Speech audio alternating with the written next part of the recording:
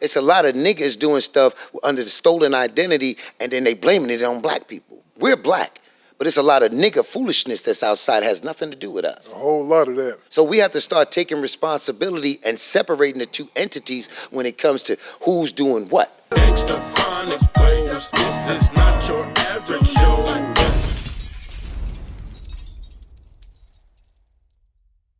Malik, maybe you could speak on this. You remember before Reagan got in the office, we had all these programs after school to where you can go to the gyms, the local gyms, and play basketball.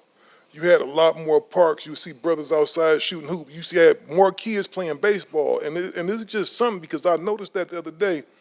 I was talking to one of my homies from Compton, and I said, man, you remember when we was kids, man, that you can go outside and see people playing at parks. You can go up to the rec center. Everybody was headed to the rec center to play basketball. They had something going on. They had an activity. Some brothers was even able to get jobs once they turned 16. I remember I couldn't wait. I used to be on my mama's ass to fill out my little paperwork to get a summer job. Right. Because you had a little summer job. I think it might have paid you $250 over the summer, but you was happy because you went and bought school clothes with that money, and it kind of gave you some purpose when you spent your own money on something. You know, because I discovered I liked things. So I always had me a little paper route. I cut grass, shovel snow, whatever I could do to make some money, but I had a mission. How big of an impact do you think that was on the hood by them cutting them programs out? Well, it was very impactful to this in the sense that I wrote for the Los Angeles Sentinel. I wrote several hundred articles for them, and I wrote one of many articles, one called Mama, Why Did You Move on This Block? And basically it was giving you a scenario in which, like, a lady moved from Texas and she moved to, say, Santa Fe and Tucker, and she don't know that the trees is beautiful, the school system looks nice, but you put your son in that gang. You understand what I'm saying? You put your son in that gang. And then when they get to that neighborhood, I don't like to call the little brothers in gangs. I say it for the purpose of conversation. But those are escalation words for the police and the system to write checks to incarcerate people. So when you see brothers and sisters that's in these communities that they enjoy dwelling in, jumping off, like we grew up in the area where you jump off the roof onto a pissy mattress and kiss and spin the bottle and all that. But these kids are proud to be from the tribe that they're at. So if you're from Santana Block or from 60s or from 40s or from Compton, Trag Nude or Spooktown, you're proud of that area because that's what you know. So consequently, your tribe has tribal issues with other tribes because we grew up under the auspices of these colonizers as Hatfields and McCoys.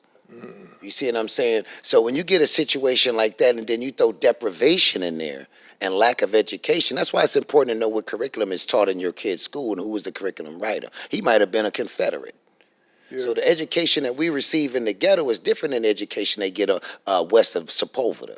So when you see these little brothers and sisters proud of their neighborhood, like he said he was proud of his neighborhood, he enjoyed it. That was his peer group. If he had to go to jury trial, those are the people they say, we're going to judge you by a committee of peers that you're familiar with. And that's what they're talking about. So they take the pride out of that. And then you throw a monkey wrench of confusion into this.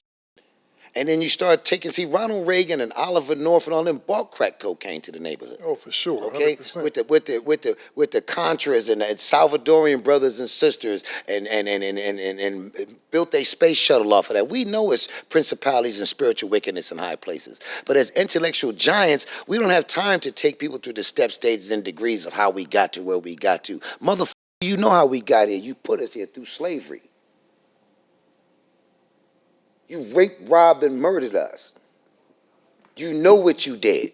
And we're not pointing no finger. We still got compassion for you. So this ain't no save the people show. This is to let you know that there's some strong entities walking in these streets that protect and respect black women, that protect and respect the neighborhood. Because, you know, let me tell you something, Big Steel. A gang member just don't kill another gang member because you killed his homie. It's deeper than that. And as intellectual, spiritual giants, if we delve deeper into it and see, wait a minute, cuz of blood, he killed that nigga because dude killed somebody black. But it's categorized as he was from the hood.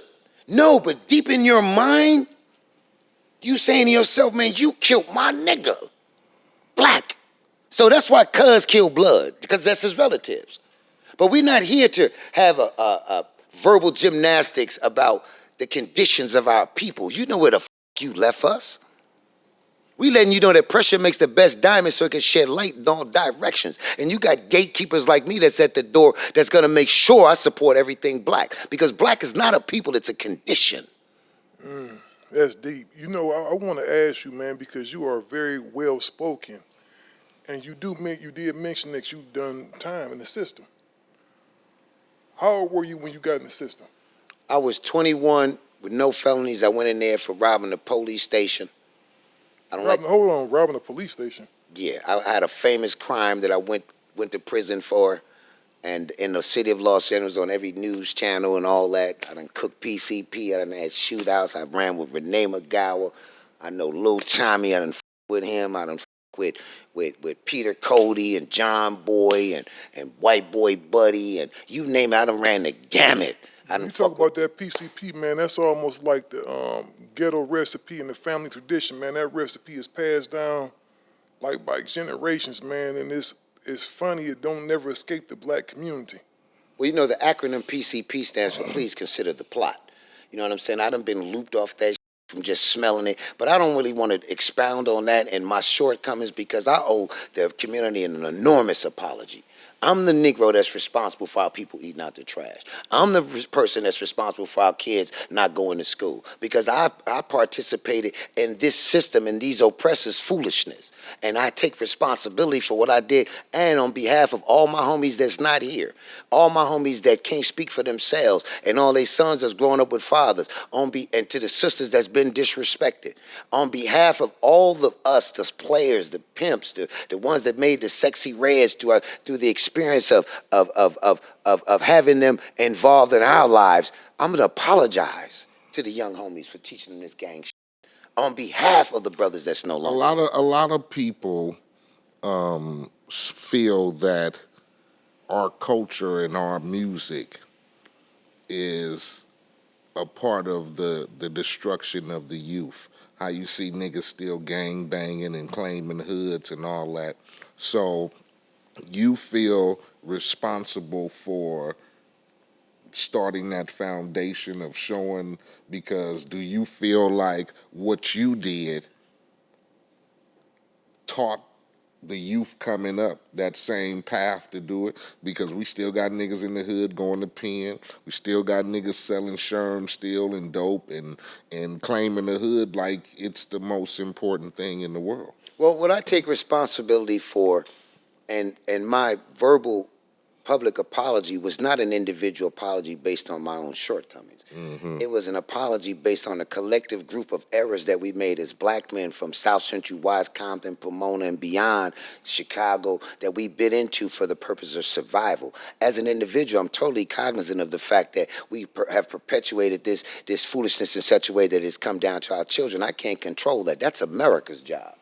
Okay, but I can identify with the fact that there are people like ourselves who know that, one, we take responsibility for the contributions that we made. If I broke Miss Johnson's window and ran when I was little, Miss Johnson, I apologize to you.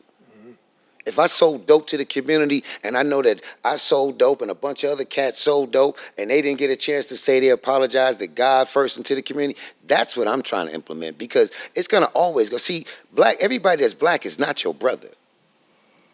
It's a lot of niggas doing stuff under the stolen identity, and then they blaming it on black people. We're black, but it's a lot of nigga foolishness that's outside, has nothing to do with us. A whole lot of that. So we have to start taking responsibility and separating the two entities when it comes to who's doing what. Because we're real men.